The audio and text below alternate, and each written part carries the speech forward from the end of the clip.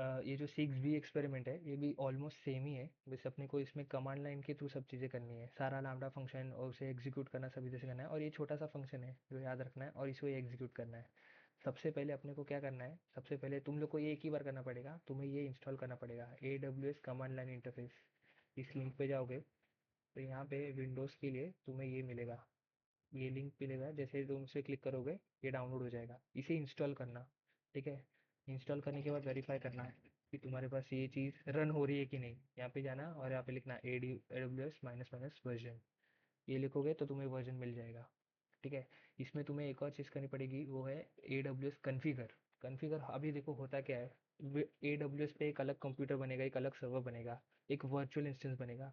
वो ऐसी किसी भी चीज़, मतलब तुम उसे कुछ भी चेंजेस करने बोलोगे उस पे, तो वो करेगा नहीं। वो पहले देखेगा कि तुम सही बंदे हो कि नहीं, तुम्हें ऑथेंटिकेट करेगा।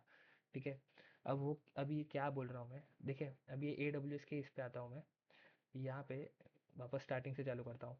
ठीक है, अब होता क्या कि ऑर्गेनाइजेशन में बहुत सारे काम करने वाले लोग होते हैं और तुम्हें हर चीज़ कंट्रोल करनी है।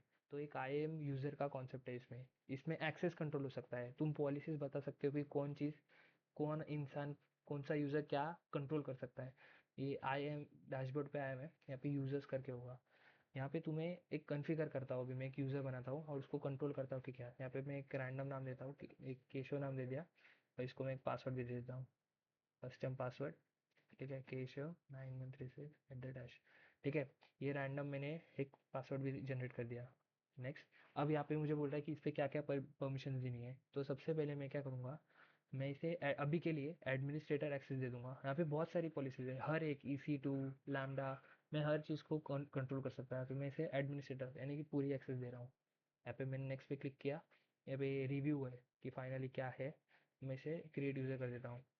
ठीक है, ये अभी मैंने एक IAM यूज़र बनाया। इसका जो पासवर्ड है ये एक ही बार देखने मिलेगा, या तो याद रखना पड़ेगा या तो तुम यहाँ से डाउनलोड कर लो। ठीक है, यहाँ से मैं यूज़र लिस्ट पे गया, देखो यहाँ पे मेरा एक यूज़र बन गया केशव करके। ठीक है, अब इम्पोर्टेंट चीज़ क्या है, मुझे ना कॉन्फ़िगर करना है। जैसे मैंने बोला ना, यहाँ पे पावरशेल पे तुम्हें तुम्हारी क्रेडेंशियल्स लगेंगी ऑथेंटिकेट करने के लिए। तो तुम्हें यहाँ पे जैसे तुम्हें यूज़र बनेगा तो सिक्योरिटी क्रेडेंशियल्स है, सिक्योरिटी क्रेडेंशियल्स में तुम्हें एक एक्सेस की बनानी है। ठीक है, इस की मदद से ही वो तुम्हें ऑथेंटिकेट करेगा। तो मैं बोल रहा हूँ कि मुझे कमांड लाइन इंटरफेस के थ्रू करना है, या फिर मैं कंफर्मेशन दे दूंगा और नेक्स्ट। ठीक है, अब ये मुझे बोला है डिस्क्रिप्शन दे दो, मुझे नहीं देना। और ये देखो मेरी एक्सेस की जनरेट हो गई। अब ये इंपॉर्टेंट चीज़ है। ठीक है, अब यहाँ पे ये एक ही बार करना है, बार बार करने की ज़रूरत नहीं है, तुम्हें एग्जाम में भी करने की ज़रूरत नहीं है। तो यहाँ पे मैं कॉन्फ़िगर लिखता हूँ, जैसे मैं लिखूंगा तो मुझे पूछ रहा है कि ओके एक्सेस की दो, तो यहाँ पे एक्सेस की लेता हूँ और यहाँ पे पेस्ट करके डाल देता हूँ। मुझे बोल रहा है सीक्रेट की दो, ये लिया मैंने, यहाँ पे डाल दिया। आप ये मुझे बोल रहा है कि कौन सा रीजन चाहिए, तो मैं ये डाल देता हूँ यूएसएचवन, और जेसन आउटपुट फॉर्मेट चाहिए, ये कर दिया बस। अब सब चीज़ जो भी है इसमें पावर शेल के थ्रू करनी नहीं है। ठीक है, याद रखना हम लोग ये वाले फोल्डर में थे, यूजर्स प्रजा, तुम्हारे इसमें यूजर्स होगा या फिर तुम्हारा कुछ नाम होगा। ठीक है, इसे मैं बंद कर देता हूँ। अब तुम्हें क्या करना पता है क्या, तुम्हें अपने इस फोल्डर में जाना है, तुम्हारा जो भी सी ड्राइव है, यहाँ पे यूजर्स करके जैसे मैंने बोला यहाँ पे जाना है, तुम्हारा जो भी नाम होगा वो, और यहाँ पे तुम एक फोल्डर बना लो। जैसे यहाँ पे मैंने एक नाम दिया है CLI लैब। ठीक है, मैंने ये फोल्डर बनाया और इसके अंदर एक फाइल बना ली। ये नाम ऐसे ही रखना। ठीक है, क्योंकि कोड में जब हम इस फाइल को रन करेंगे तो मैं बताता हूँ तुम्हें क्या है। ये VS कोड में मैंने उसी चीज़ को बना लिया है, लैम्डा फंक्शन। इसके अंदर बस एक छोटा सा कोड लिखना है, ये फंक्शन है। ठीक है, जो रिटर्न कर रहा है स्टेटस कोड और बॉडी हेलो वर्ल्ड। ये सेम चीज़ इस डॉक्यूमेंट में भी लिखी है। ठीक है, अब तुमने ये बना लिया। अब होता क्या है, हमें लामडा फंक्शन बनाना है और लामडा फंक्शन को एग्जीक्यूट करना है, जिसका आउटपुट ये आएगा। ठीक है, अब हमें सबसे पहले क्या करना है, जैसे होता क्या है बहुत सारे फाइल्स होते हैं जब हम सर्वर पे डालते हैं।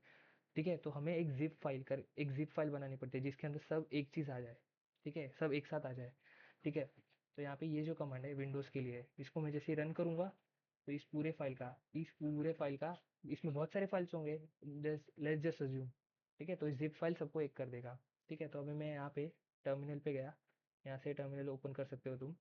ठीक है, न्यू टर्मिनल करके यहाँ पे मैं आया। बहुत इंपॉर्टेंट चीज़ है, यहाँ पे तुम्हें इस फोल्डर में आना पड़ेगा। जैसे मैंने यहाँ पे बोला, हम यहाँ पे यूजर्स में थे, फिर प्रजा में जो भी तुम्हारा होगा नाम, और देन इस लैब में आए।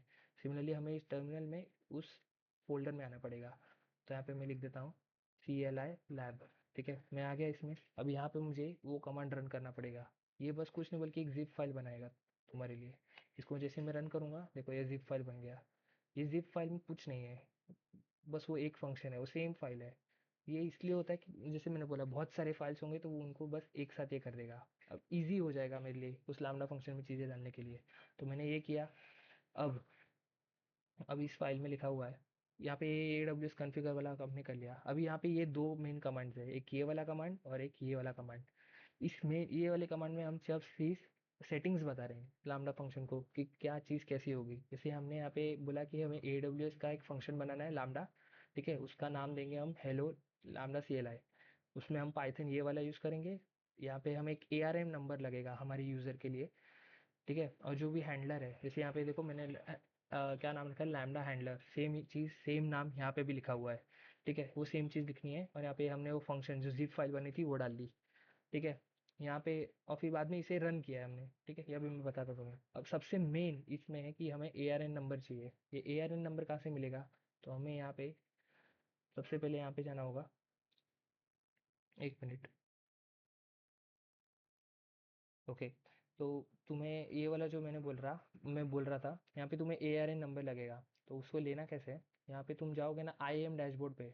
देखो यहाँ पे मैं वापस सेम उसी जगह पे आ गया हूँ डैशबोर्ड पे। यहाँ पे नीचे एक बटन है रोल्स करके। यहाँ पे तुम्हें एक ना रोल्स बनाना पड़ेगा। IAM के लिए रोल बनाना पड़ेगा। यहाँ से क्रिएट करोगे तो तुम्हें बोलेगा ये AWS सर्विस यूज़ करना और यहाँ से लैम्बडा सेलेक्ट कर लेना। तो तुम्हारा एक AWS एक बन जाएगा, ठीक है। वैसे ही यहाँ पे मैंने ये एक रोल बना लिया, ठीक है। रैंडम सा नाम दिया है। यहाँ पे ARN नंबर होगा। ये ARN नंबर हमारे लिए बहुत इंपॉर्टेंट है, ठीक है।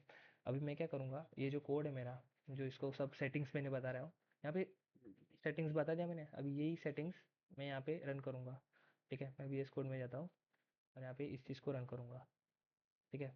यहाँ पे वो ARN नंबर जो है वो हम यहाँ पे पेस्ट कर देंगे, ठीक है। यहाँ पे मैंने लिया और इसे पेस्ट कर दिया। जैसे मैं करूँगा तो मेरा एक इसी चीज़ को, ठीक है। तो मेरा एरर आ रहा था क्योंकि ये ऑलरेडी एग्जिस्ट है, मैंने एक और बार पहले कर लिया था। तो यहाँ पे मैंने इसका नाम चेंज कर दिया, CLI 2 कर दिया। मैं इसे रन करूँगा,